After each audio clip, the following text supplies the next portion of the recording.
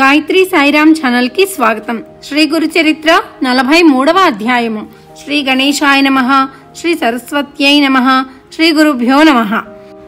శ్రీ గురుడు సాయం దేవునితో చెప్పిన ఆ వ్రత విధానం సిద్ధయోగి ఇలా తెలిపారు.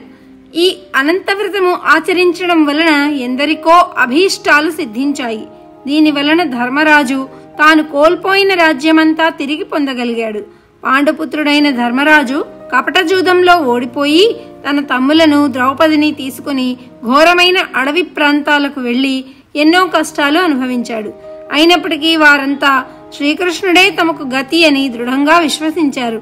దుర్యోధనుడు మొదలైన వారు వాళ్ల రాజ్యము అపహరించి పరాభవించి అడవులకు పంపడమే కాకుండా వారిని ఇంకెన్నో రీతిలా కష్టపెట్టారు.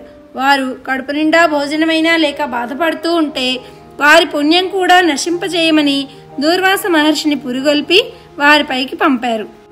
ఒకప్పుడు ధర్మాత్ములైన పాండవులపై దయతో శ్రీకృష్ణుడు వారి వద్దకు వెళ్ళాడు. పాండవులు అతనిని పూజించి, స్వామి, నీవు భూభారం తొలగించడానికే అవతరించావు. మేము మీకు ప్రాణ సమానులమైనప్పటికీ ఈ అడవిలో దాగి ఉండవలసి వచ్చినదేమిటి? నీవే ఉపేక్షిస్తే మాకింక దిక్కెవరు అని బాధపడ్డారు. ద్రౌపది కూడా తమకు కష్టాలు తీరే ఉపాయం చెప్పమన్నది. శ్రీకృష్ణుడు వారిని కరుణించి ఇలా చెప్పాడు. నేనే అనంతుడను, సర్వవ్యాపిని, త్రిమూర్తులు, చతుర్దశ భువనాలు ఆకాశం వలె అనంతుడనైన నా యందు ఉన్నాయి. అట్టి సర్వాంతర్యామిగా అనంతుడుగా ఉన్న నన్ను గుర్తించి నిష్ఠగా వ్రతం చేసుకుంటే మీ అభీష్టాలన్నీ నెరవేరుతాయి, మీ కష్టాలు తీరుతాయి. ఈ అనంత వ్రతం భాద్రపద శుద్ధ చతుర్దశి నాడు మధ్యాహ్న సమయంలో భక్తితో ఆచరిస్తే మీ రాజ్యం మీకు లభించగలదు. పూర్వం కృతయుగంలో వశిష్ఠ గోత్రానికి చెందిన సుమంతుడు అనే ఋషి ఉండేవాడు. అతనికి సుశీల అనే కూతురు ఉండేది. ఆమె జన్మించిన కొద్ది కాలానికే అతని భార్య దీక్షాదేవి చనిపోయింది. సుశీల తండ్రి వద్దనే పెరుగుతూ భక్తి శ్రద్ధలతో పూజలు చేస్తూ ఉండేది. సుమంతుడు తన కర్మానుష్ఠానానికి భంగము రాకుండా ఉండేందుకు రెండవ వివాహం చేసుకున్నాడు. కానీ ఆమె గయ్యాళి, ఎప్పుడూ భర్తతోనూ సవతి కూతురుతోనూ పోట్లాడుతూ ఉండేది.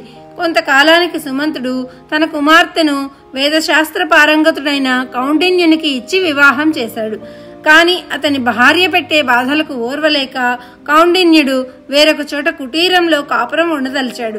అయినా కూతురు కాపురానికి వెళ్లే రోజు కూడా దోవబత్తానికి కించిత్తు పేలపిండి కూడా ఇవ్వడానికి ఆమె అంగీకరించలేదు.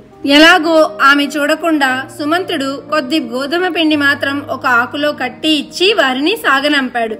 మరుసటి రోజు మధ్యాహ్నము ఒక ఏటి వద్ద ఆగి కౌండిన్యుడు స్నాన సంధ్యాదులు గావించుకున్నాడు. అక్కడ కొందరు స్త్రీలు ఎర్రని చీరలు కట్టుకుని కలశాలు పెట్టి పూజిస్తుంటే సుశీలాదేవి విచారించగా తాము అనంత వ్రతం చేస్తున్నట్లు చెప్పారు. ఆమె కోరిక మీదుట ఒక ముత్తైదువ ఆ వ్రత విధానం ఇలా చెప్పింది. ప్రతి భాద్రపద శుక్ల చతుర్దశి నాడు 14 ముడులు వేసిన ఎర్రని తోరము సిద్ధం చేసుకుని ప్రవహించే నీటిలో స్నానం చేసి ఎర్రని చీర కట్టుకుని ఆకులతో ఒక కలశం స్థాపించాలి.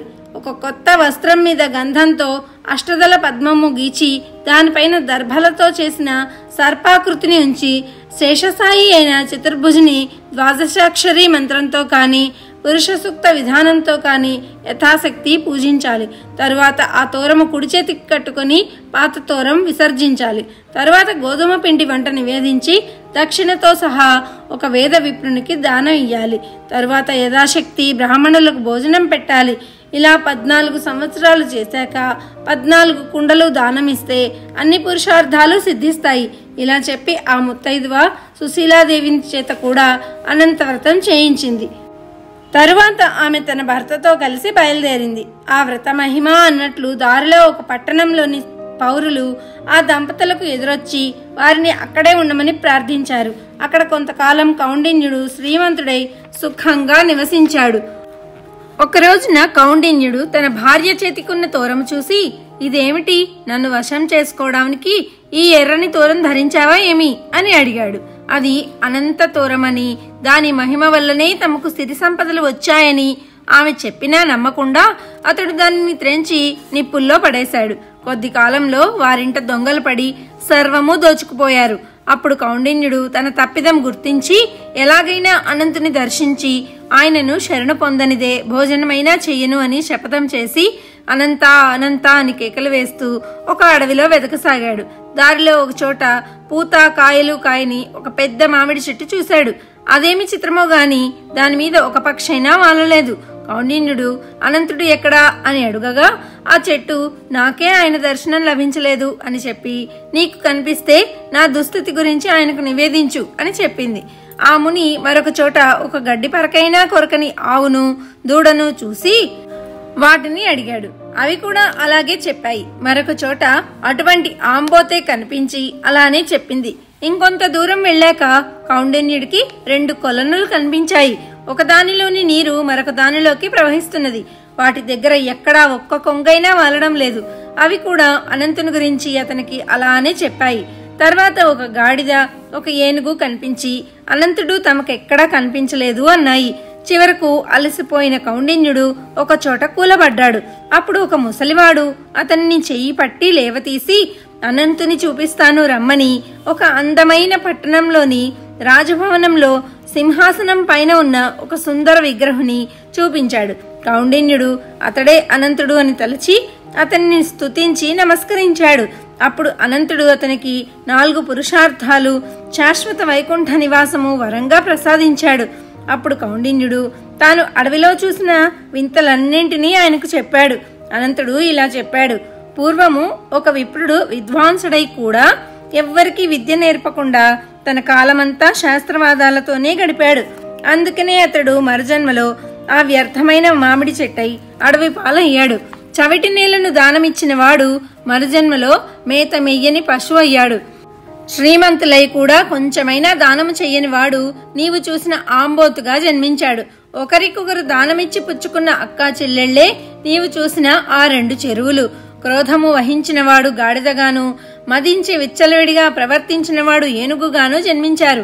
నీవు పశ్చాత్తాపంతో పరిశుద్ధుడయ్యావు గనుకే ఆ వృద్ధుడి రూపంలో నేనే నీకు దర్శనమిచ్చాను. అవన్నీ పశ్చాత్తాపంతో తమ దుస్థితి నీతో చెప్పుకొని నాకు తెలపమని నిన్ను కోరినాయి కనుకనే వాటన్నింటికీ ముక్తి కలిగింది. నీవు పునర్వసు నక్షత్రమై శాశ్వతంగా ఆకాశంలో నిలుస్తావు అని అనంతుడు ఆశీర్వదించి పంపాడు.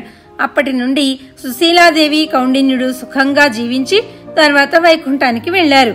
శ్రీకృష్ణుడు చెప్పిన ఈ కథ విని పాండవులు అనంతవ్రతం ఆచరించి అనంతుని కృప వలన యుద్ధంలో శత్రువులను ఓడించి మరలా రాజ్యం సంపాదించుకోగలిగారు.